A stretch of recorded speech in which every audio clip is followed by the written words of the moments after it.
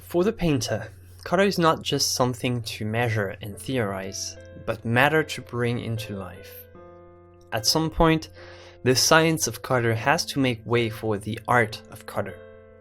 From realism to imagination, color must convey what the artist has in mind. This first painting will focus on textures. It will allow us to understand how color is affected by the properties of the surfaces. I set up my still life in such a way that several important points can be highlighted, and throughout this painting I'll cover the essential principles involved. This composition is mostly educational. The objects were chosen so that each topic is covered. So we'll see the following points: how to paint the color of white objects, how to paint plain colored objects, how to paint the color of glossy or matte objects, how to paint metallic objects, how to paint transparent objects, and how to paint objects with texture in general. I don't usually work in a very segmented way, but in order to keep this study from going all over the place, and to make this course easy to follow, I'll paint each object separately.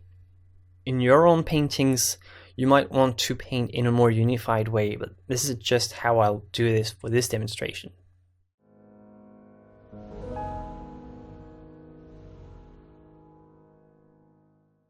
For this painting, I chose the theme of the painter's tool, which is rather practical because I only have to use a bunch of objects that I can find in my studio. If you also want to make this study, you can use the photo provided in the companion document, but really it would be a better idea to paint real objects that you have around you.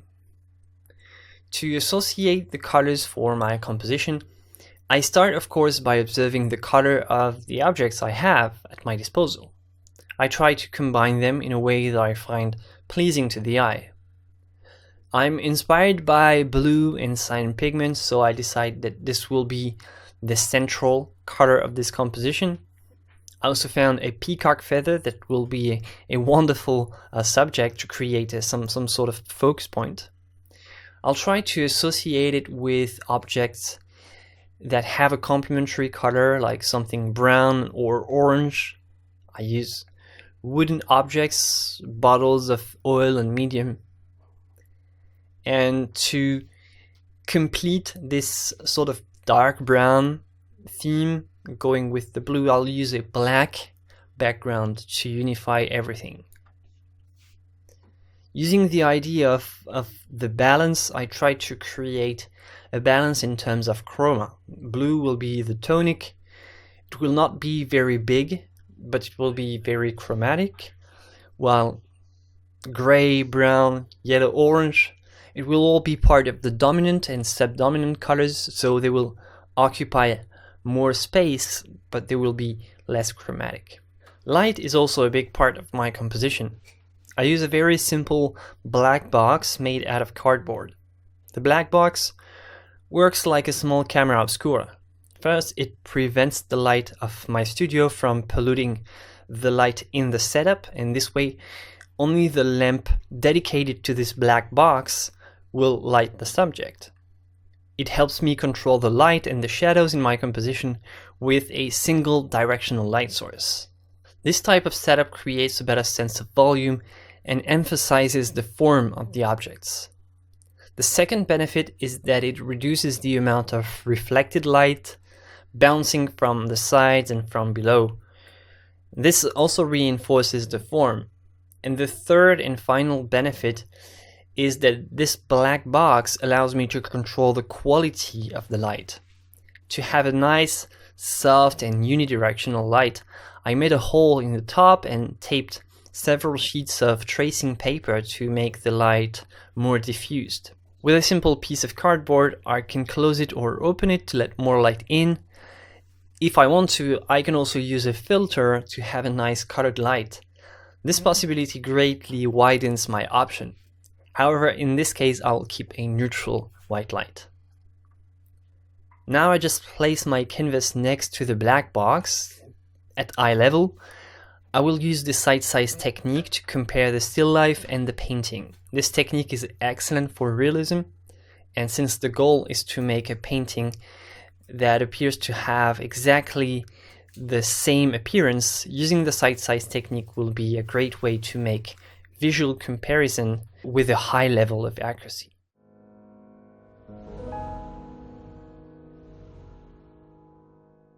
I'm going to do this project with oil paint on a linen canvas that I primed with gesso. In order to avoid painting on white directly, I'll try to find a background color that's close to the tones of my painting. This is called an imprimatura. I make a diluted acrylic wash using burnt umber, ivory black, and ultramarine blue.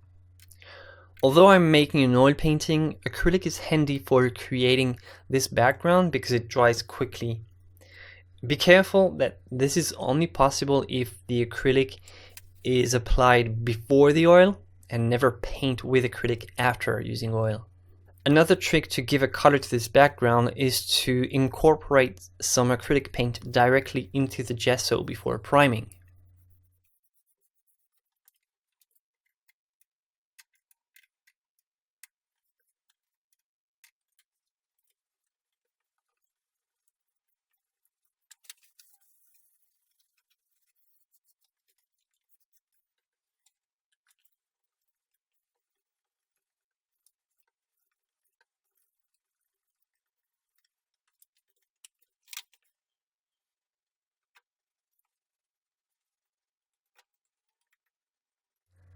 Once this background is dry, I start the drawing with a white pencil. The advantage of using white chalk is that it can easily be erased and it doesn't smudge when the oil paint is applied, or at least it's not visible. The imprimatura literally means the first layer of paint. It's usually a color that's used to sketch the painting or to create some sort of background like I'm doing here, just in order that I don't have to paint directly on white. With the exception of watercolor, it's often better to avoid to paint directly on a white surface, because the gap between white and the other colors is so great that it can create confusion. This is what traps many beginners in their first attempts with oil and acrylic. Remember that colors are never isolated, they are always compared to their surrounding, and with white, it can be difficult to evaluate the gap between colors.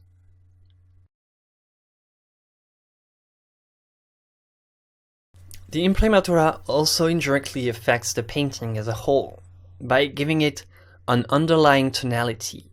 This undertone can be used to create various effects.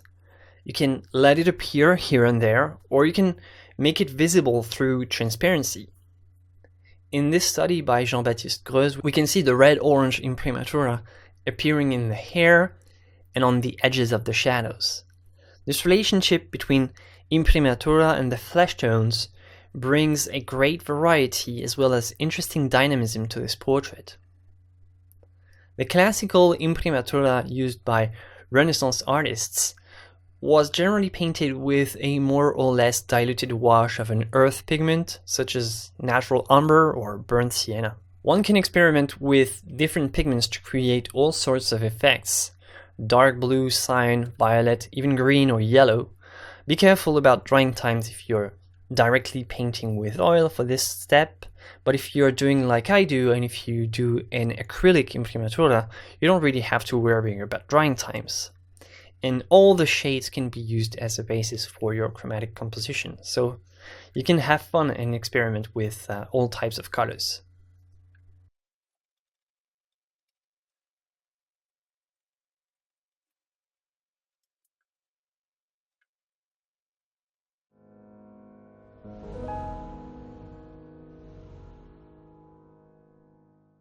Here are the pigments that I select for the palette of this project: titanium white, benzimida yellow, yellow ochre, transparent burnt sienna, burnt umber, cadmium red, quinacridone rose, French ultramarine blue, ivory black, cobalt steel blue, and phthalo green yellow shade.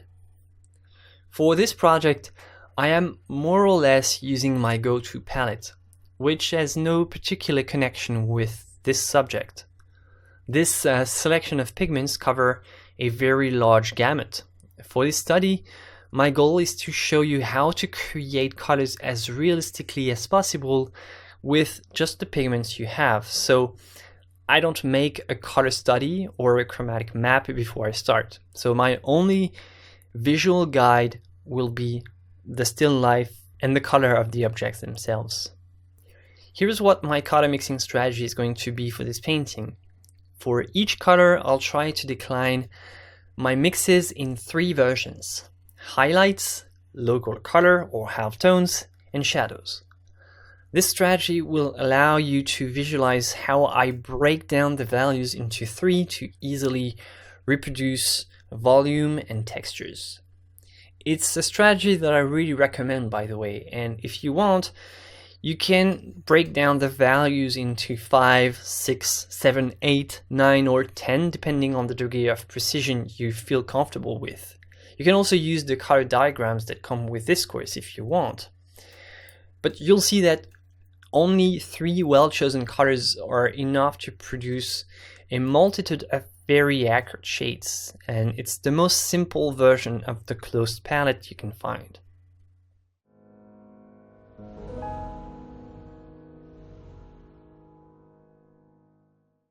I'll start by painting the black background. This step will allow me to key the other colors by comparison to this black. As we've already seen, keying consists in choosing a reference color called the key color on the model and on the palette and admitting that they are identical colors. Here, the background in the shadow and the darkest black that I can prepare on my palette will be considered identical. To prepare this black, I start with ivory black. I'll have to reproduce all the subtle nuances from the shadow to the part of the background that's receiving more light, which seems to be rather gray. I avoid to simply make a mix of black and titanium white because I know it will not necessarily have the right hue, so instead I'll start with a simple ivory black and I'll add other pigments to make it either cooler or warmer. I add burnt umber, which is on the opposite side of the color wheel. To make this mixture lighter without necessarily using white, I can take a very small touch of turquoise blue, like cobalt teal blue, which has a hue that's close to ivory black, but it's still lighter. Here, a very small amount is enough. It's only here to lighten very slightly while keeping everything very cool in the blue tones. If necessary, I can still adjust with a little bit of burnt umber and ultramarine blue. I check the colors regularly by holding my palette knife in front of the model. Even for something as simple as a black background, it's important to have some degree of precision. Finally, for the third mixture, the lightest, I add a small amount of white. This way I get 3 shades that will allow me to paint this background with the full range of values.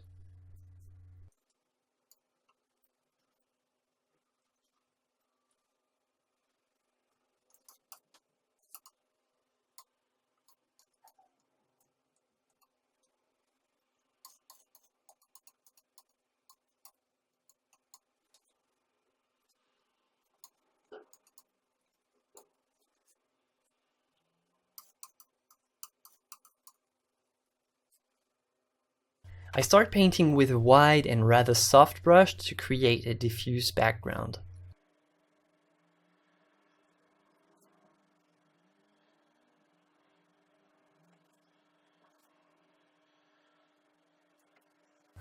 I follow the contours and I don't hesitate to go a little bit beyond the lines to ensure smooth transitions later on so that there are no white gaps between the objects and the black background.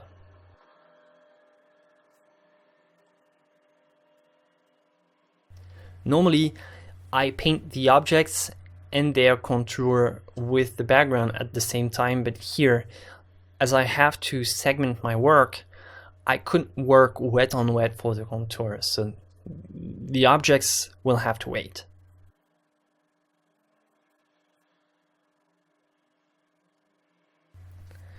I add a little bit of ultramarine blue to make the tones cooler. Never forget to adjust. Even something that feels very simple, like a simple black drapery, has a lot of subtlety and nuances in terms of hue.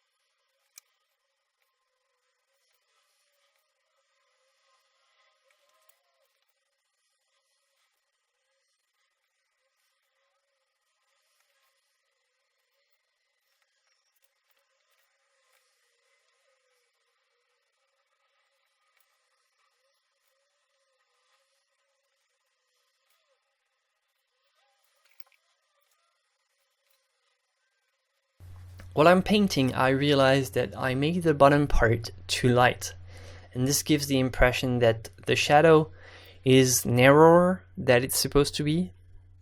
The shades of gray are very subtle because they are very close to black, so in this case the only option to make this correction is to scratch everything, erase everything, and repaint with a darker mixture. Otherwise, the gray is going to pollute the new black and it will never be dark enough for what I want to create.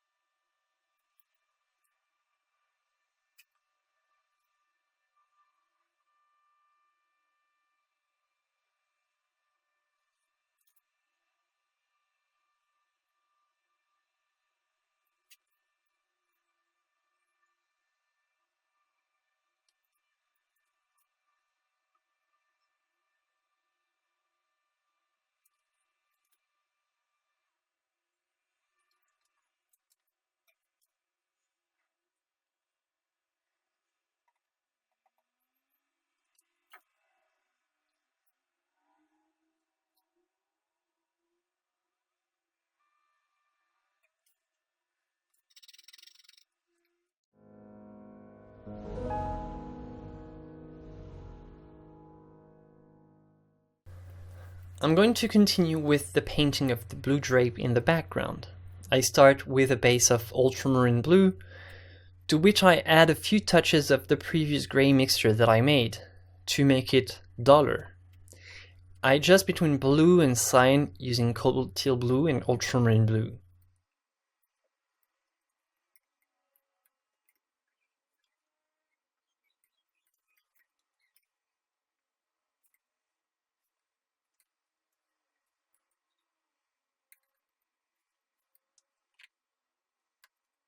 First, I focus on the hue, then I make 3 basic values, and finally I make sure that the chroma is right, because I don't want the background to dominate too much in terms of intensity. 3 basic shades will be used to paint this drapery.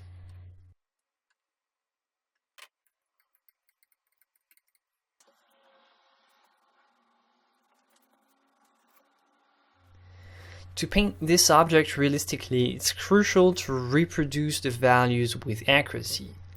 That's why I used a black background as a reference point.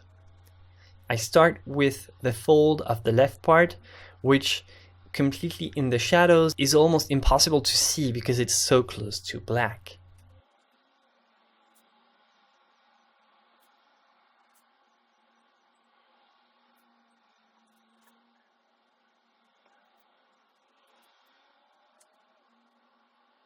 Here you can see that the preparation was too much on the cyan side, so I adjust with a little touch of quinacridone rose and make it tend a little bit more on this side of the color wheel.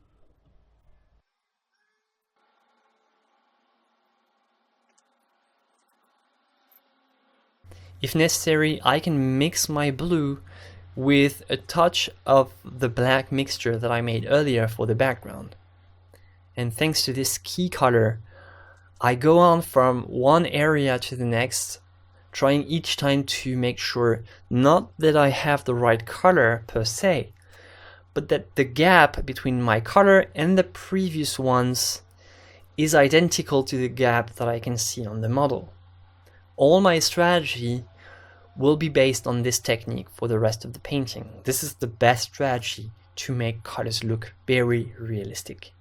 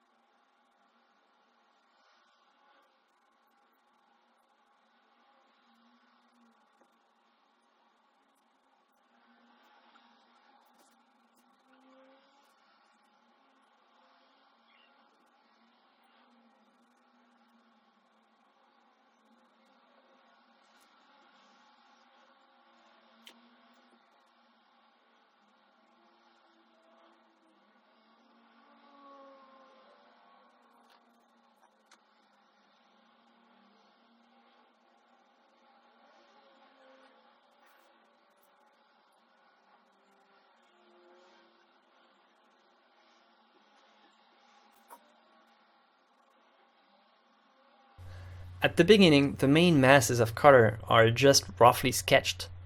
I focus first on the accuracy and the values. Now I'll deal with the transitions and the details later.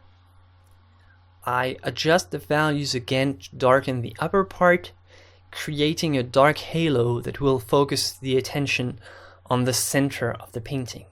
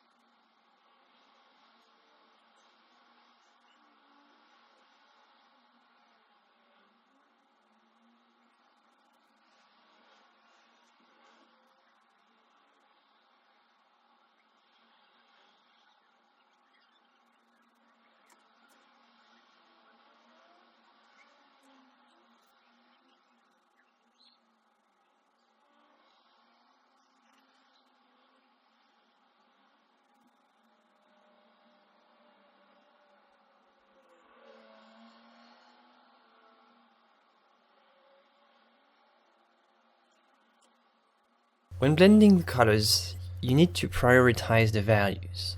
The problem with blending too much is to end up with a mushy texture and no shape.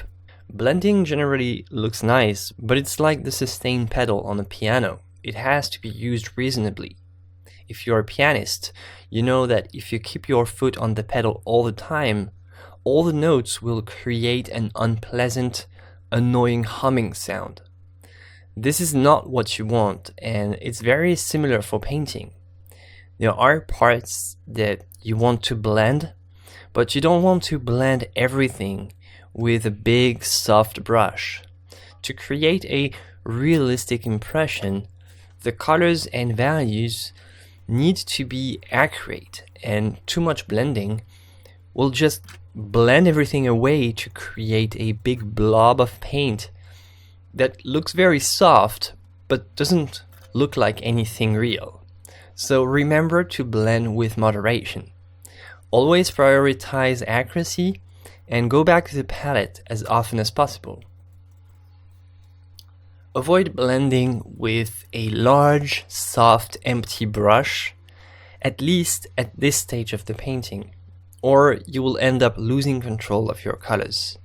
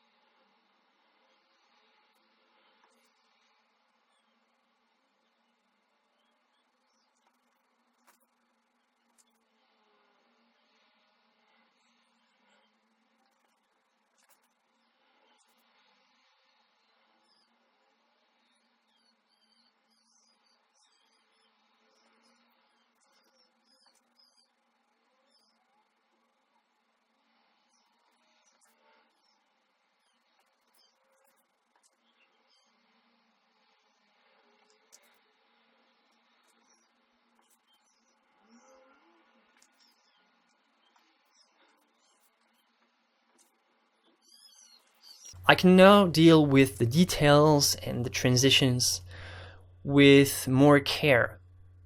However, I still remain focused mainly on the values and on the realism of the textures.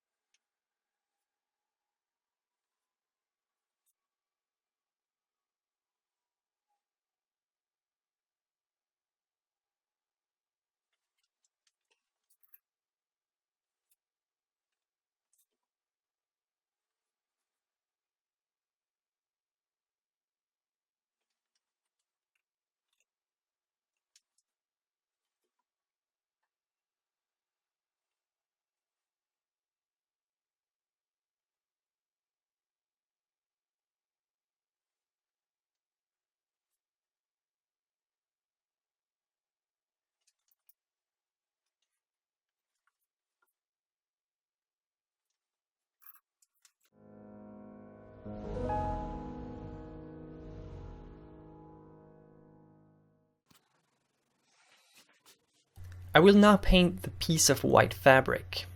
To do this, I make 3 shades of white. I use titanium white as a mixing base and pollute it with very small touches of ivory black or ultramarine blue.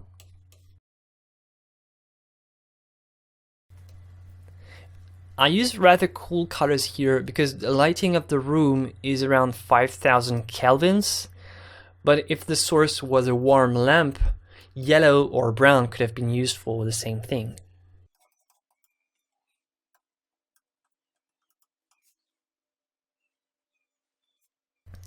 The example of white will show us to what extent color cannot be reduced to an abstraction, but always has to be considered in its contexts. The first thing to remember is the following. Pure white, straight out of the tube, is almost never used. The only exception would be to paint a very bright light source or the reflection of the light source on an object, but for most things, it's always a good idea to pollute the pure white paint very slightly with other pigments. A very small touch usually is enough. To paint realistic white objects, the first thing to take into account is the value. So let's go back and look at this sphere that illustrates the classical distribution of light. Of the whole illuminated area, this spot directly facing the light source is called the highlight. It's a reflection of the light source on the object. Then we can see the light, medium and dark halftones. The shadow is divided into 2. The core shadow on the surface of the object and the cast shadow, which is projected onto another surface. The core shadow includes the terminator or bedbug line, which is the darkest part, and the reflected light, which is caused by lights bouncing off surrounding surfaces. Finally, among the cast shadow, we can distinguish shadow and penumbra. Shadow is the darkest and most distinct part, while penumbra is a diffuse mixture of light and shadow, like around the edges of the shadow.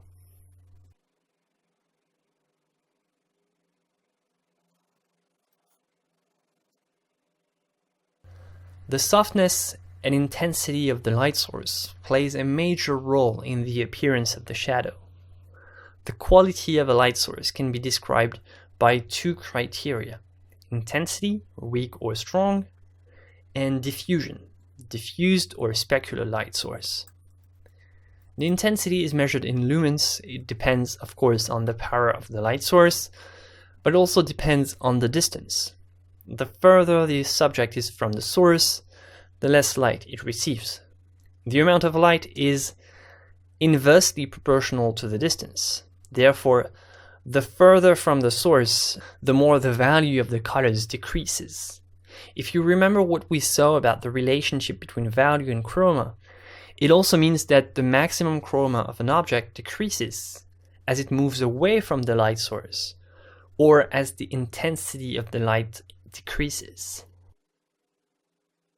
The diffusion of the light is also a very important criteria because it determines the hardness or softness of the shadows. A specular source is a very small source, similar to a point that sends most of the light rays in the same direction, while a diffused source is much larger and spreads the light evenly, therefore sending it in all directions. A specular source creates very visible shadows with hard edges, whereas an extended diffuse light source creates shadows with very soft edges and a lot of penumbra. The closer the subject is to the diffuser, the softer the shadows.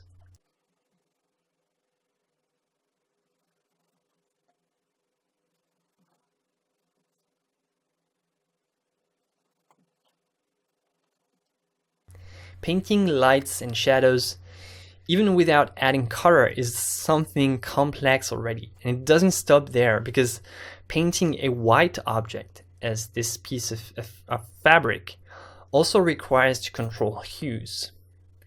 Let's take the example of this white sphere. Depending on the temperature of the light source, or depending on the surrounding objects, very different shades will be needed to paint it. It's not just white. Painting white objects requires an excellent knowledge of the chromatic effects of metamerism and reflected lights. White surfaces are greatly influenced by their context and their surrounding.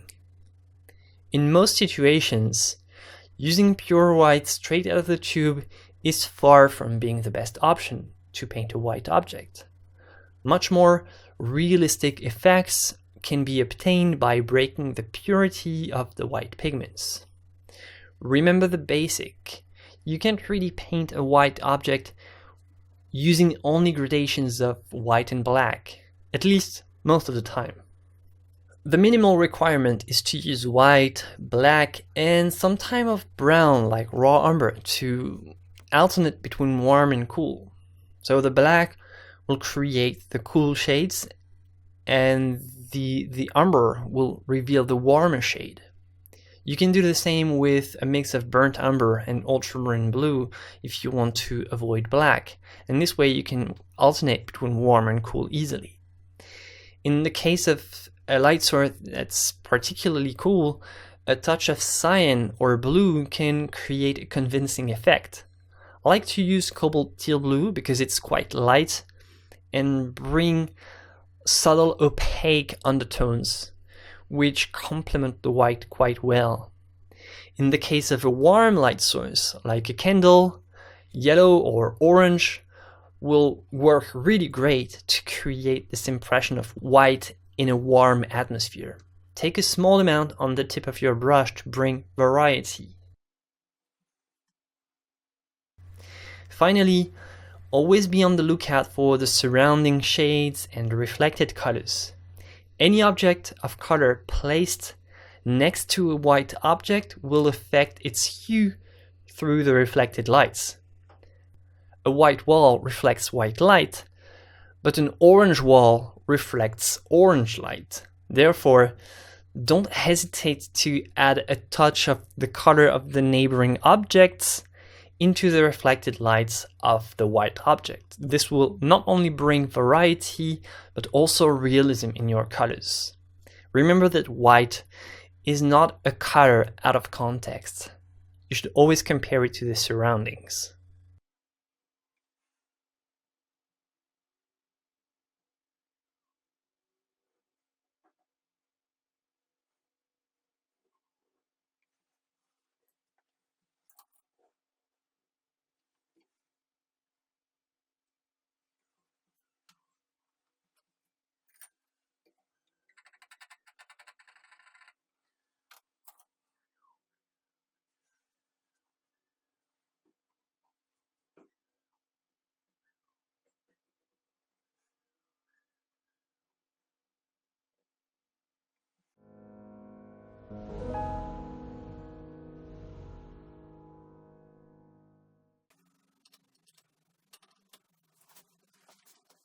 While the black background is still fresh, I'm going to start painting the transparent objects through which it is visible. I start with a bottle of oil. Strictly speaking, transparent objects don't have their own color since they let light through, but glass may have a slight cyan green hue under certain angles. This can be seen on the edges or when the glass is very thick. It depends on the quality of the glass and on the manufacturing process. Here it is not visible, so I can simply make the mixtures with yellow ochre, burnt sienna and burnt umber, and I don't need to incorporate this cyan green hue to approach the dark yellow and the brown of the oil. Painting a transparent object requires a great sense of observation, but also good logical skills to understand how the optical effects of refraction and specular reflection overlap and interact. So let's see what they're all about. Specular reflection is the property of a surface to reflect light rays in the same direction, as a mirror. Refraction is the phenomenon that gives the impression that a brush dipped in water is like cut in half. The light rays are deflected when they change medium, here between air and water, but it can also happen between air and glass. A transparent object such as this bottle doesn't have its own colors, so I only need the colors of the background and the content of the bottle.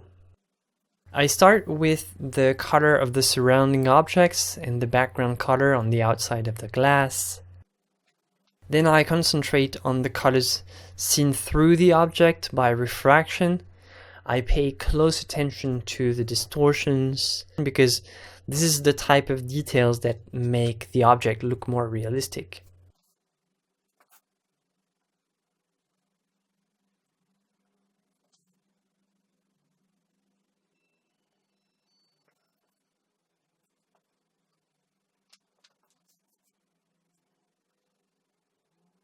Then I move on to the reflections, and to distinguish between reflections and refractions, I wave my arm and try to see what's moving. What's moving is the reflection. Not all reflections have the same importance in terms of color, so I start with the reflection of the light source because it is the brightest and the most visible.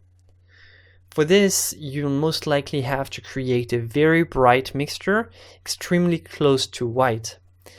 If the light source is yellow, you have to paint it with yellow. If the light source is blue, you have to paint it with blue. It's a highlight, it's a reflection, a mirrored image of the light source directly. So this is as simple as this.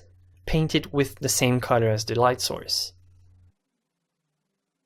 And finally, I paint the reflections and the surrounding objects. They are less visible than the light source itself.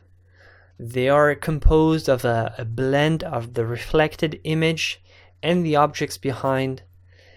There is very little opacity, so I can let the first layers dry if I want and do a couple of glazes in thin, transparent or semi-transparent layers. The objects, as they are seen by reflection, lose a lot of chroma and value.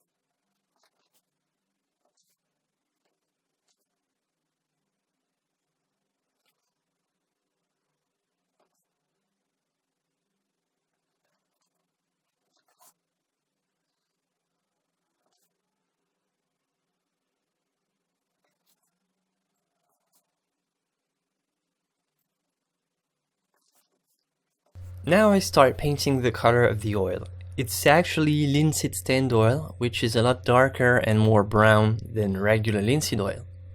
So I can use brown primarily, and eventually a touch of burnt sienna or yellow ochre.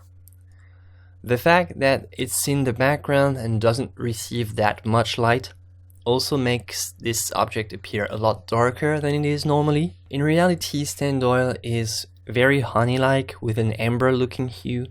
It has very interesting textures and colors. Unfortunately, they're not very visible here. But to make them more visible, I would need to have a lamp in the back, but it would also make the black background less dark, so I had to make a choice. So this bottle of stand oil is not very visible and the color is not very intense.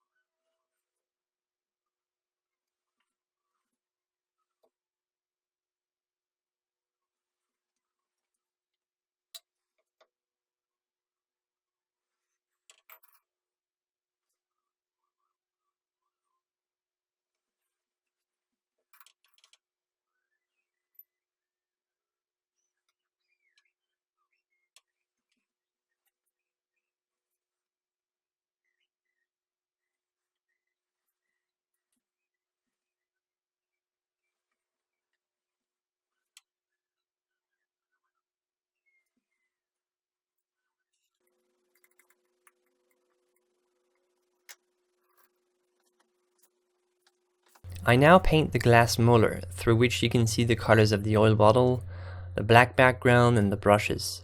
The principle is the same. I follow the curves and the distortions, but as you can see, I don't need new colors to paint this transparent object.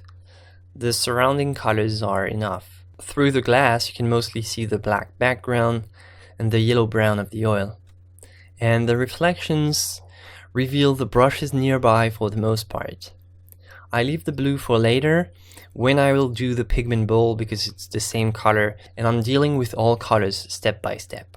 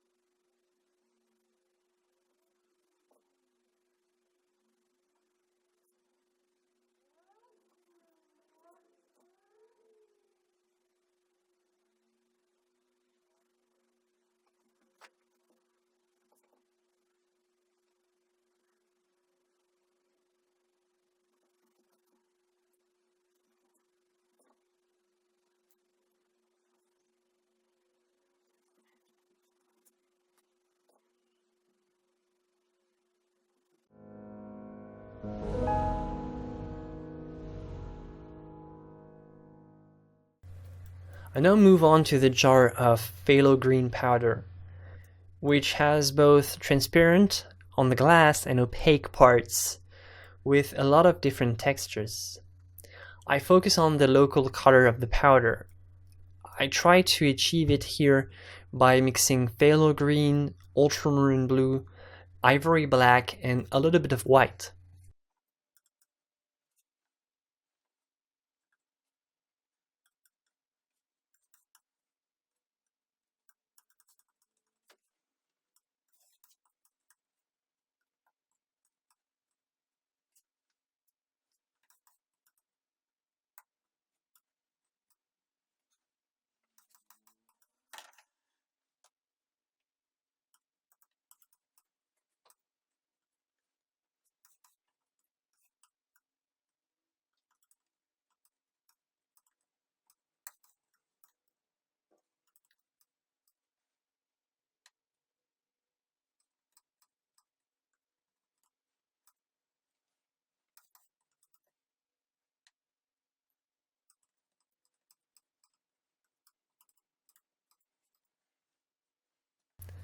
The local color of an object is its natural color, unaffected by shadows and highlights. it can be said that the local color is the most representative version of the true color of the object. So I'm not choosing the part that receives the most light, and I'm not choosing a part that's in the shadow. And it is from the local color that the hue of the shadows and highlights can be determined. So we can say that the local color is the key to paint the object. Very often the local color is only visible on a very small area, or it can even be completely absent, as is the case for the local color of the orange tile in this optical illusion we've already seen. This brown tile does not correspond to the local color that this orange tile should have in the shadow. This is where the inconsistency comes from, and this is where the optical illusion is created. If you were to paint the local color of this tile, no doubt it would be light orange. This is the true local color. In reality, the local color is more an interpretation than a color that actually exists. And it can be said that the local color is an imaginary label that our brain uses to understand color consistency. It's always a good idea to check the accuracy of the local color by direct comparison with the tip of a palette knife. I paint the pigment jar by taking special care to paint the effects of transparency, reflections, but also the optical distortions relate to the refractions of the glass surface.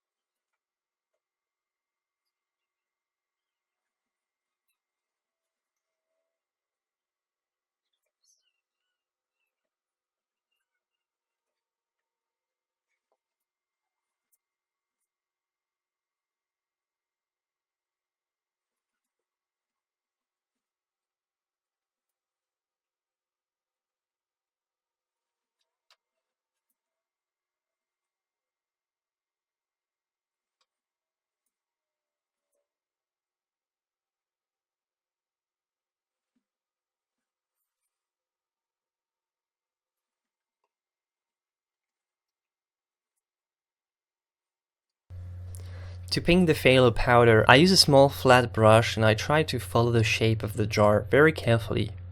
I place small strokes and prioritize the values. The part visible through the glass is a little bit less chromatic, and the area visible through the opening is the actual local color that I want, with the highest chroma of the entire piece. The most difficult thing here is to alternate between the areas visible through the glass, with all the reflections on top, and the areas visible through the opening. I would even say that the reflections on the glass are as important, maybe more, than the actual color of the pigment itself.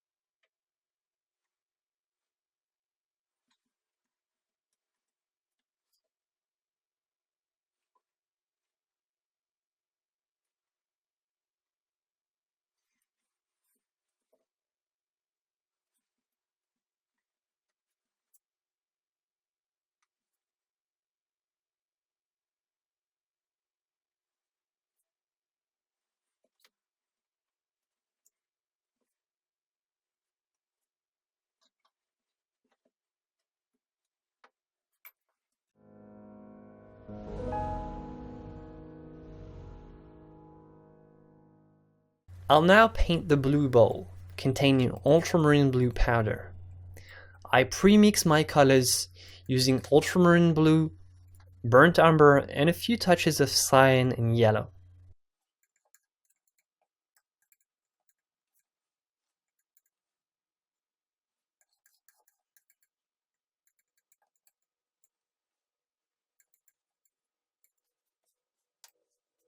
I also prepare a yellow-brown mixture to paint the golden border.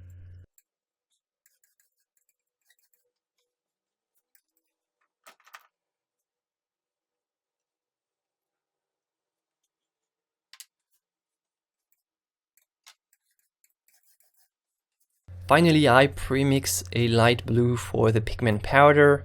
I mix ultramarine blue, cyan, and white. And to pull it more towards the yellow side, I add a small touch of benzimidine yellow. I don't need 3 values here because it's so close to the other blue mixtures that I made for the bowl. So I can only prepare a stack for the local color, and then I'll simply paint the shadows by adjusting this local color with what I can find on my palette.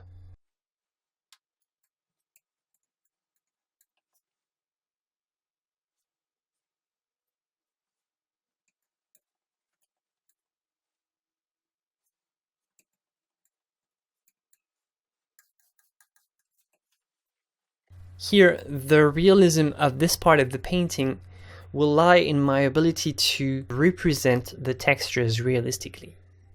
The texture and appearance of the object affect its color. To paint this bowl realistically, I need to focus on the surface. There are 2 types of surfaces, glossy and matte. Everything lies in the reflective properties of the surfaces, and the color depends on the way the surface interacts with light. Matte surfaces reflect diffusely, which means that the light is reflected in all directions and the color is the same from all angles. With a matte surface, the color has less variation and has a more even and homogeneous appearance. Glossy surfaces produce a specular reflection, which means that they reflect light in one direction only. They work like mirrors and have reflections on their surface. You can see, for instance, the shape of a window or the shape of the light source. The glossier the surface, the sharper the reflected images. A glossy appearance gives more depth to the color, but the local color is also more difficult to find because you have many reflections of the surrounding objects, while a matte appearance gives duller colors, but the local color is clearly visible and easy to find.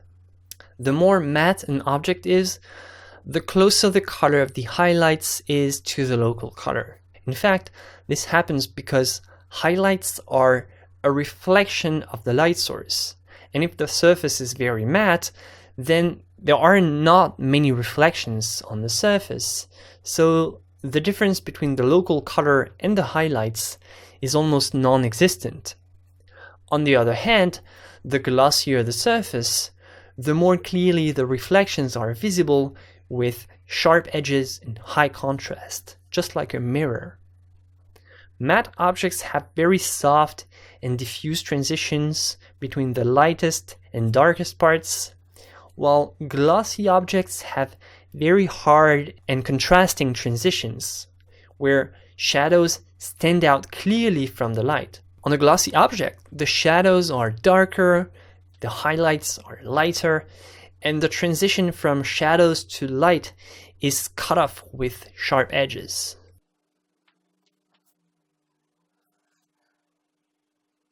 When painting the glossy bowl, I'm therefore careful to keep the properties of glossy surfaces in mind, and I focus on the reflections, especially the most visible ones, like the reflection of the light source. So you can see all my neon bulbs right here reflected on this bowl.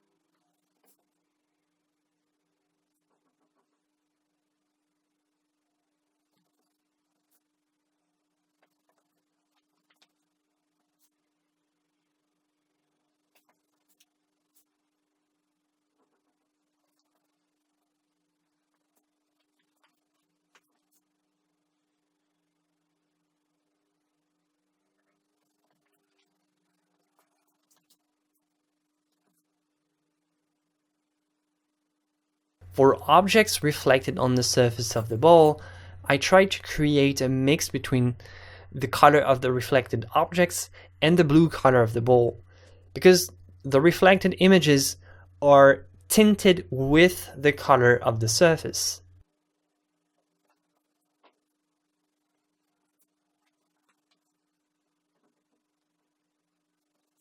The most important thing is to follow the volume of this ball, especially the circular shape and the shape of the reflections along the rings and all the curved parts.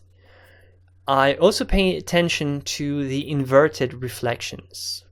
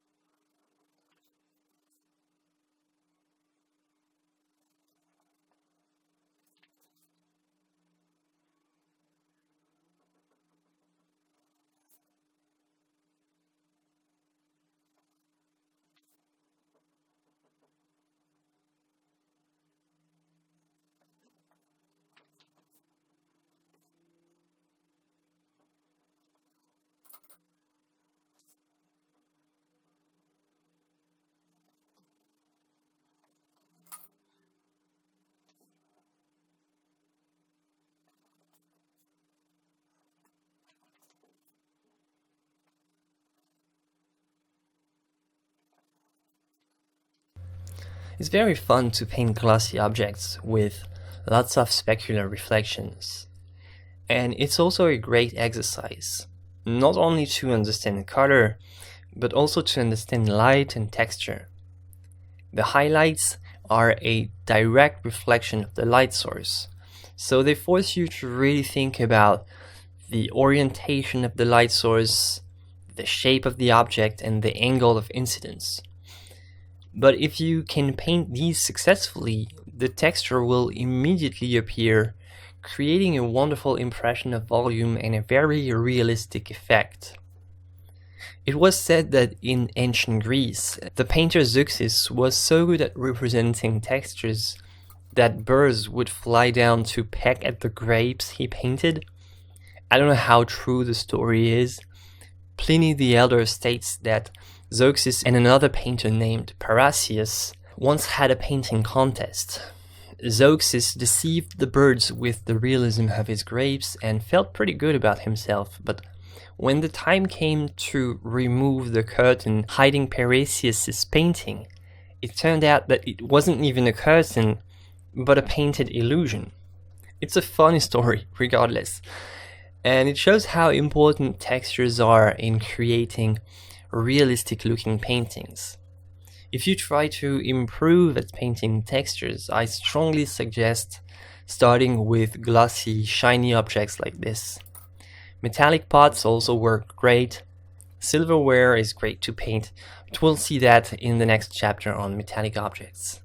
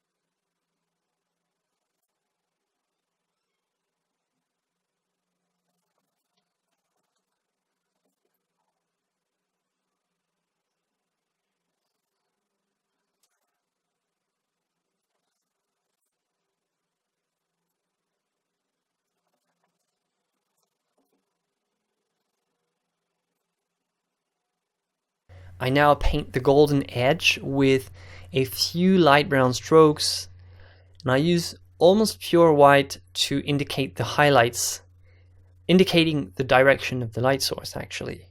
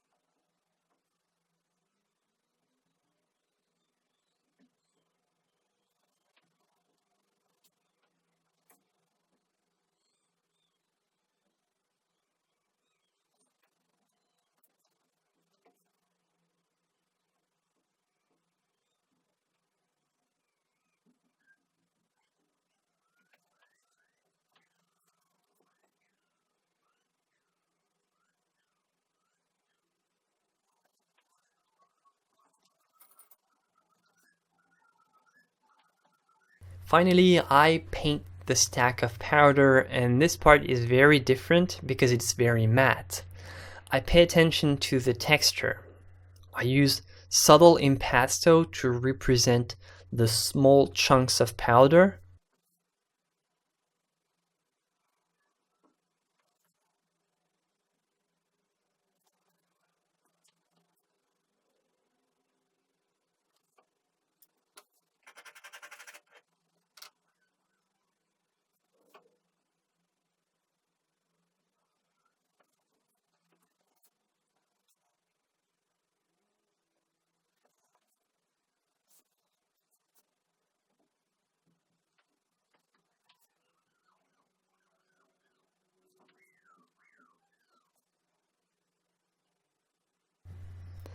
I also play on the volume. I exaggerate the darkness of this part on purpose because otherwise it wouldn't really read like a pile of powder and wouldn't have a very recognizable shape. So by emphasizing the volume ever so slightly, I make it easier for the viewer to understand what it is, and therefore I make it more realistic, even though I don't really stick with what I can see.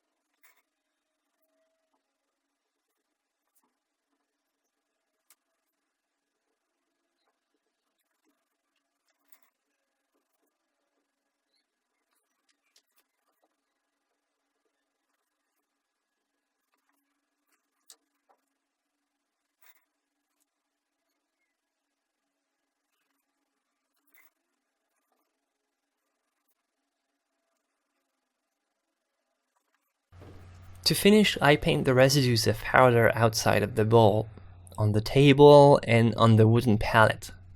Same thing, I start with the dry pigments and little chunks, Very simple texture here. I can simply tap the brush and alternate between light and dark.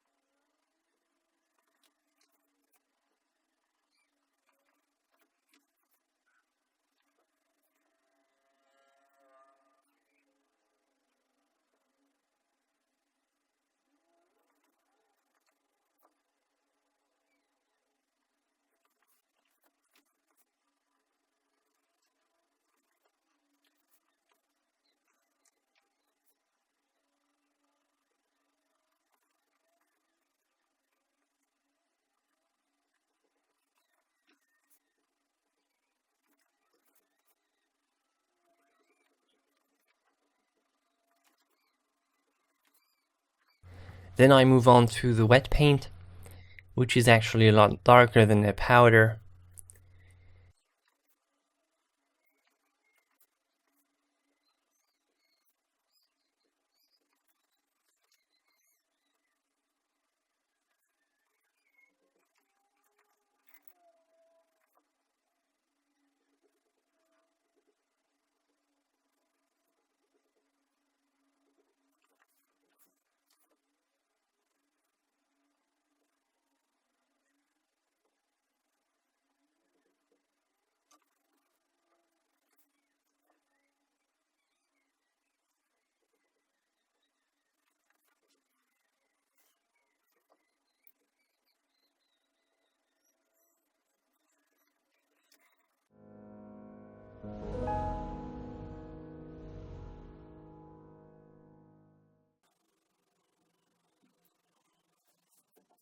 I now move on to the metal part of the palette knife, on which the blue powder is reflected actually.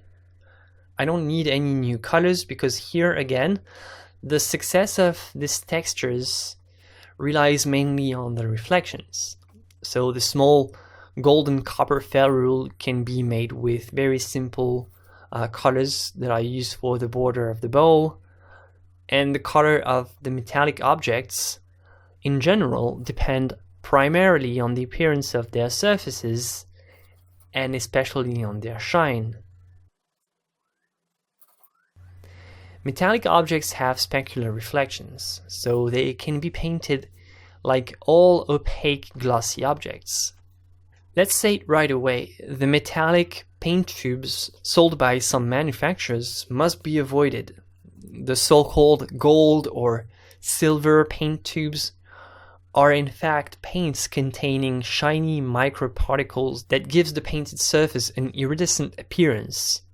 But this is not with gold paint that you want to paint a realistic looking golden object, let alone with real gold. The use of gilding was widely practiced in religious paintings until Renaissance artists proved that the technique of a painter is more important than the value of the materials. And this is actually a lesson of great importance.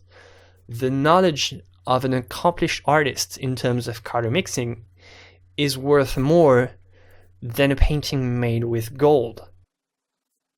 A golden palette can be obtained with extremely simple pigments: titanium white, a yellow such as light yellow ochre, or chrome titanite yellow, or any other warm yellow of your choice, some burnt umber, burnt sienna, and possibly ivory black or some type of blue. A copper palette can be obtained with the same pigments, adding Venetian red if necessary. For a silver palette it's even more simple. Titanium white, ivory black, and raw umber would be enough.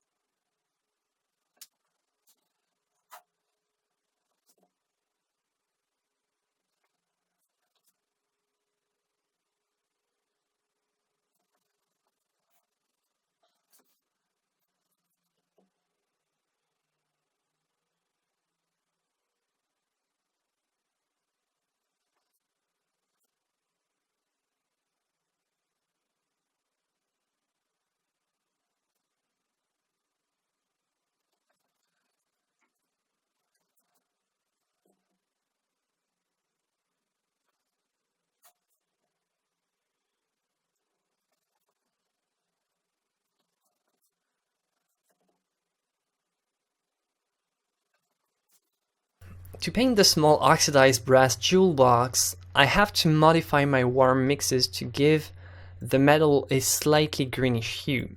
And here I use my knowledge of the natural bluish undertone of ivory black to my advantage.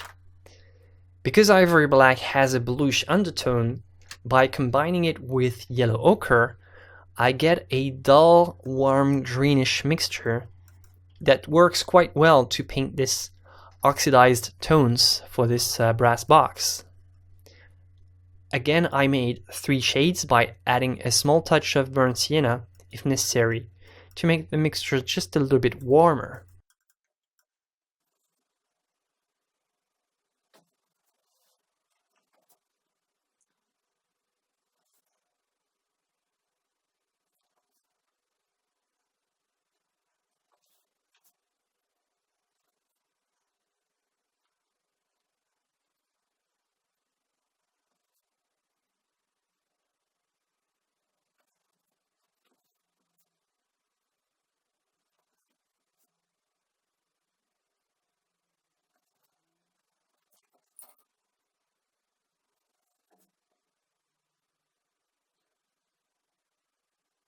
The most visible reflection on a metal surface is the light source itself. You really need it to create a realistic representation of the metallic texture. If the room has white neutral light, the reflections are painted with colors very close to white. Almost pure white can be used to indicate a very strong light source. However, no matter how polished and shiny they are, metallic objects are not like perfect mirrors. As you can see here, in the case of the lid of the jewel box, the reflection of the light source is a yellowish and slightly darker version of the actual light source.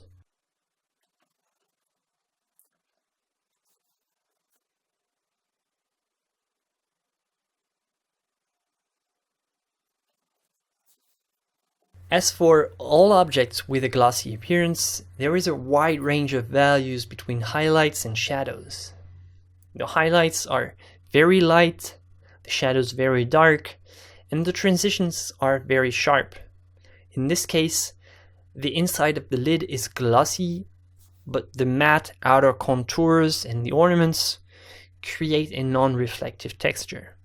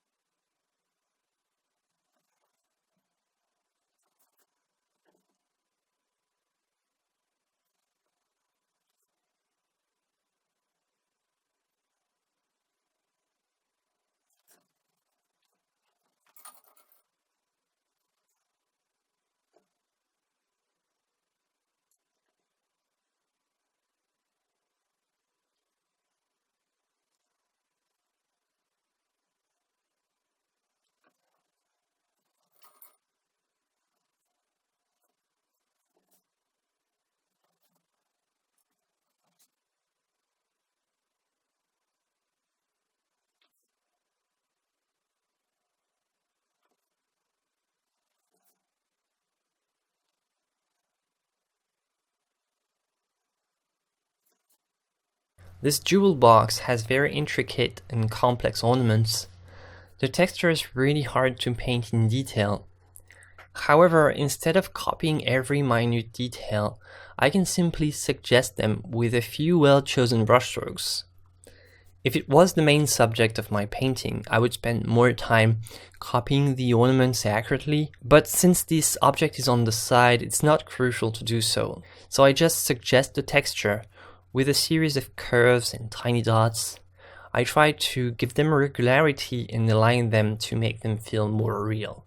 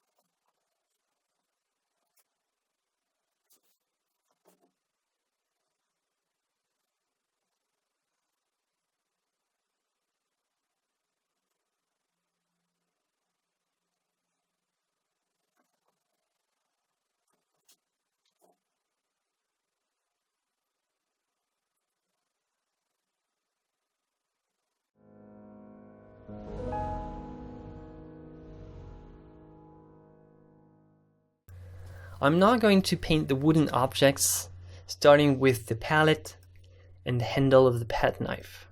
The colors are very simple here. I start with a base of white and yellow ochre, which is then darkened with burnt umber and burnt sienna. As always, I create 3 tones, and once again, the challenge is to reproduce the textures well in order to get a realistic effect.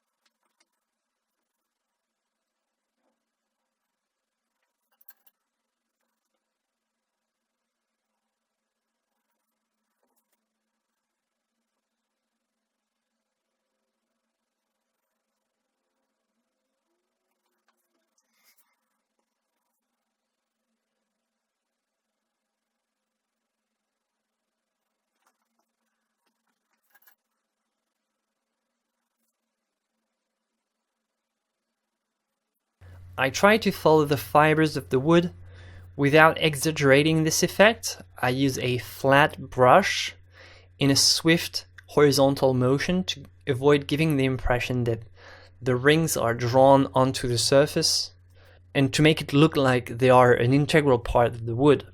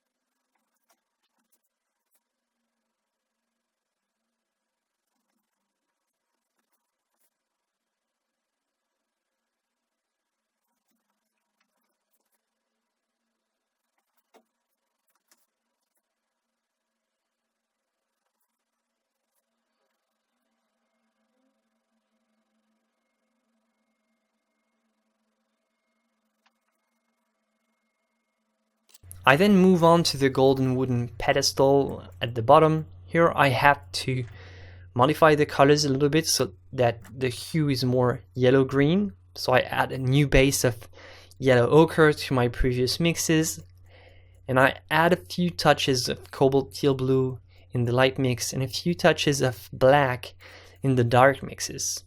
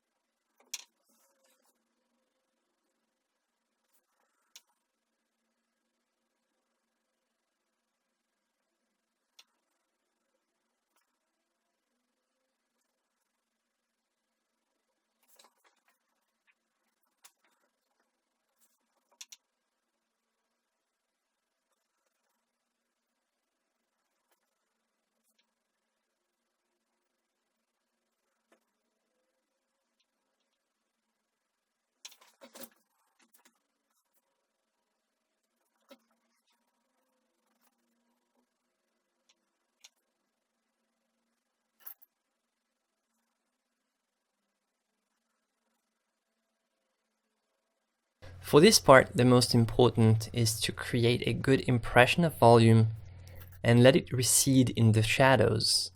It should look like, as the volume turns away, it becomes progressively darker. This is what will emphasize the oval shape of this pedestal.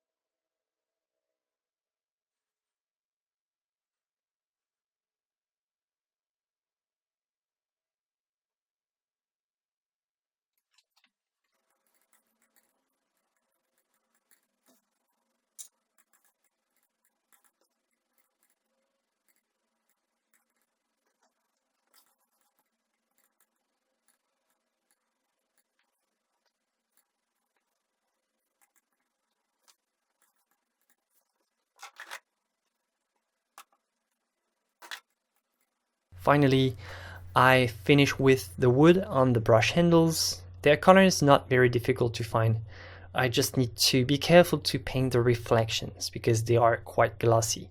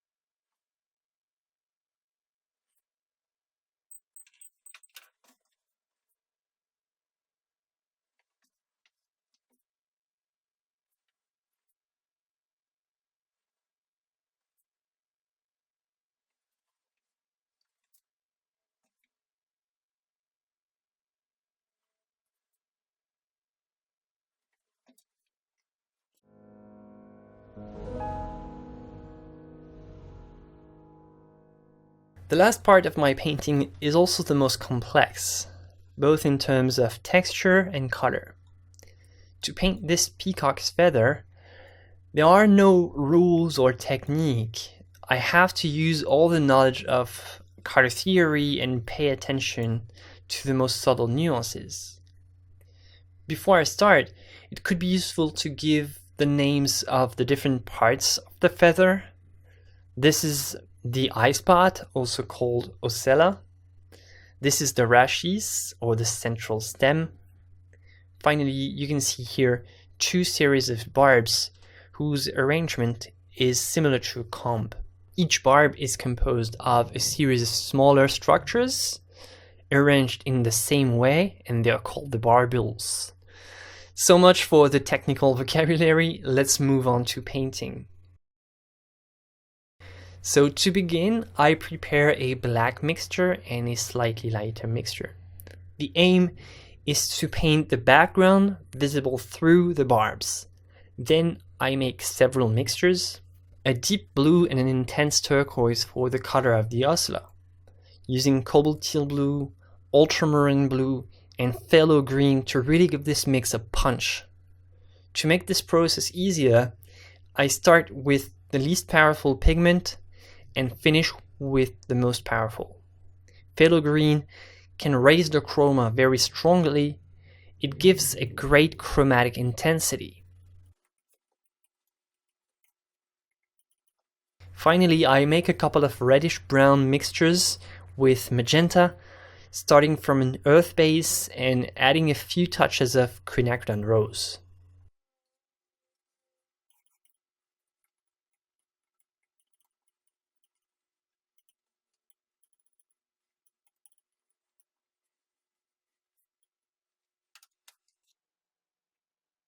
I begin with the ocella, or eye spot, with ultramarine blue mixed with a touch of black.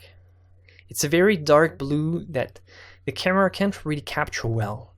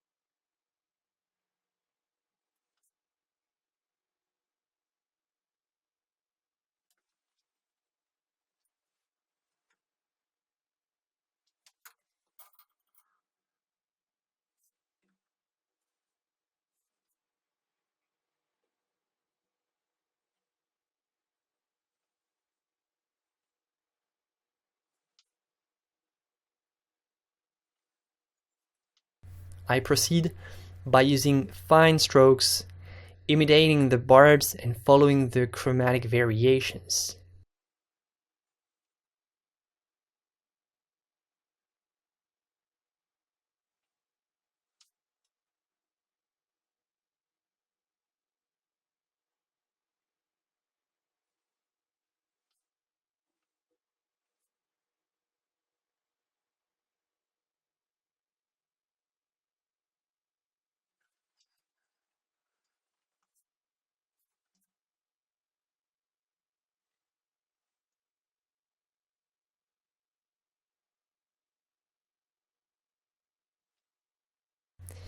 It's really difficult to paint colors as magnificent and deep as those of this majestic bird.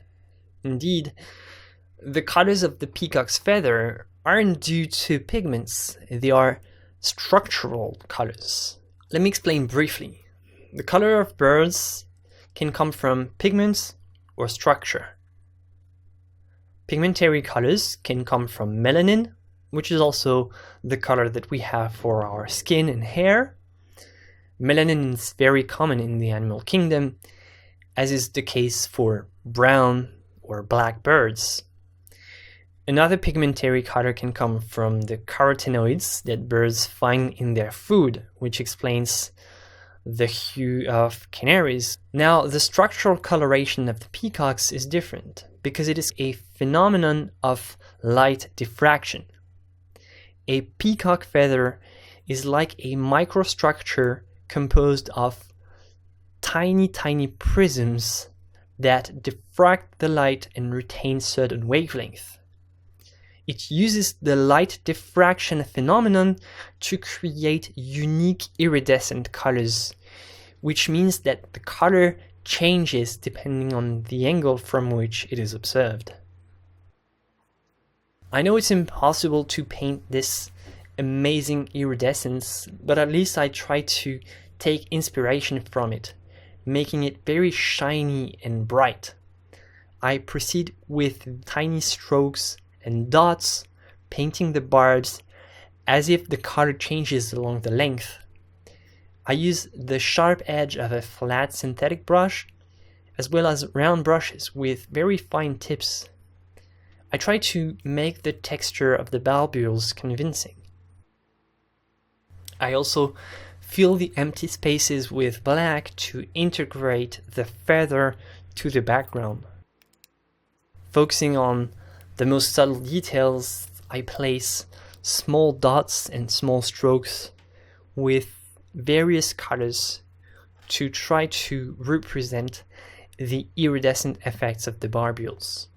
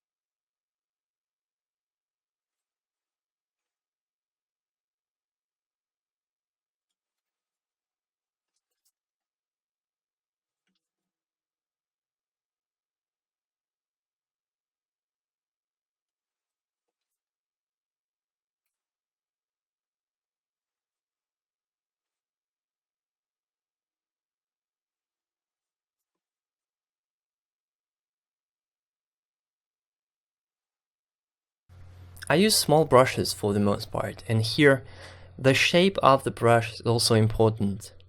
Flats can be used sideways to create fine lines and stripes, and small rounds can make dots and fine lines. I use these types of brushes and I switch colors along the same line to paint this impression of iridescence as well as possible. It's also crucial to paint the negative shapes with the same approach. By that I mean the black background. For an object like this one, the negative shapes are as important as the actual barbs. To paint this feather, the details actually matter this time. To be more precise, the color details. I don't always recommend to spend a lot of time taking care of detail, but in this case, the precise chromatic details of the barbules actually affect the color of the whole.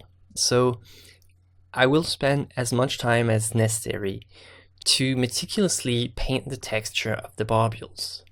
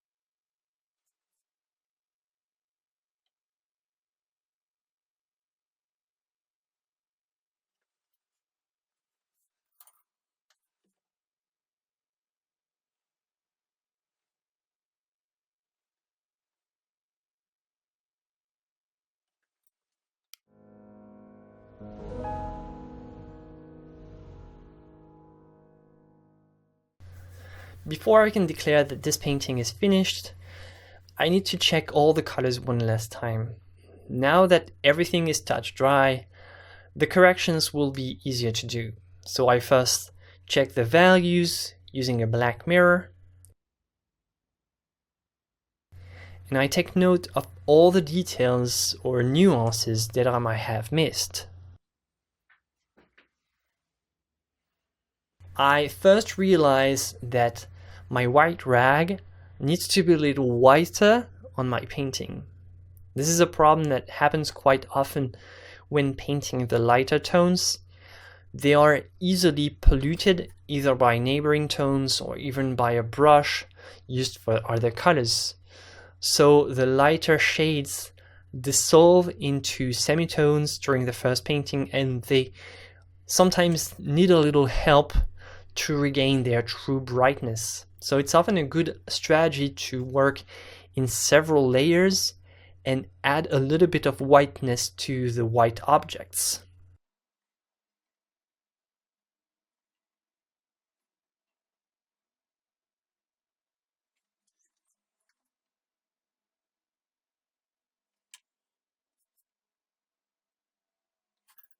Whites and light colors in general need a lot of opacity and thickness, and they really stand out if they are applied as highlights on a dry layer. I changed the values in the foreground, making them lighter. I try to create a better three-dimensional impression. Sometimes it's necessary to move away from the pure visual copy to produce a more realistic and impressive effect. Here, by giving my composition a better impression of volume, I want to reinforce the trompe-l'œil size of this still life. It gives the impression that the objects actually come out of the frame towards the viewer. So I use this opportunity to improve the shadows and the contours by reinstating the placement of my subject within this box.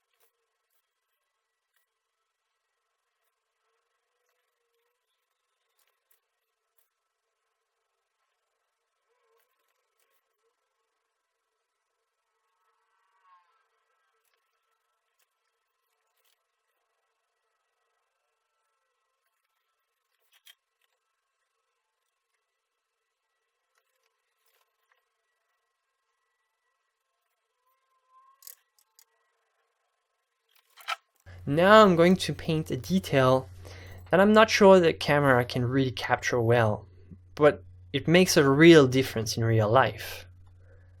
I'm going to glaze ultramarine blue over the blue bowl. This glaze will strongly deepen the color and make them closer to the shiny texture of the object. All the colors will appear darker, but the double effect of the deep blue glaze over a deep blue object can have a striking effect when you see the painting in real life. It should be noted that this is an effect that will be even more reinforced once the painting has its varnish.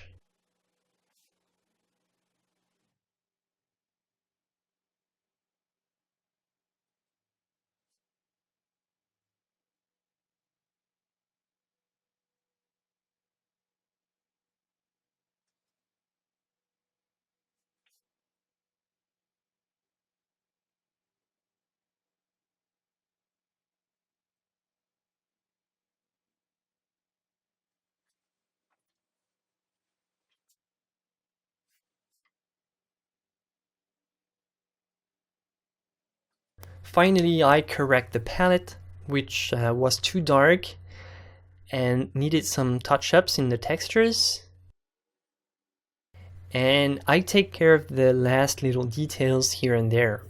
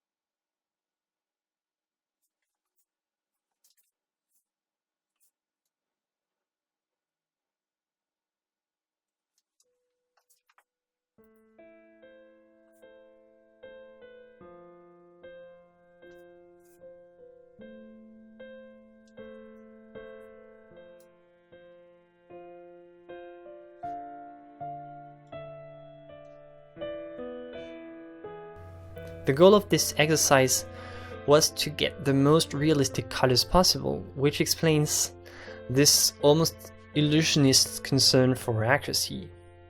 This is not something you necessarily want to do every day, but it's a good teaching exercise. I'm coming to the end of this study. This demonstration was a great exercise to understand the key principles for painting realistic colors. One cannot understand color without understanding how it's connected to the surface and the texture. Colors only exist because surfaces reflect them, absorb and reflect some of the light, and this can happen in all sorts of ways: specular, reflection, opaque, transparent. Color and light vibrate differently depending on the surface they strike, and neglecting the surface is therefore neglecting the color.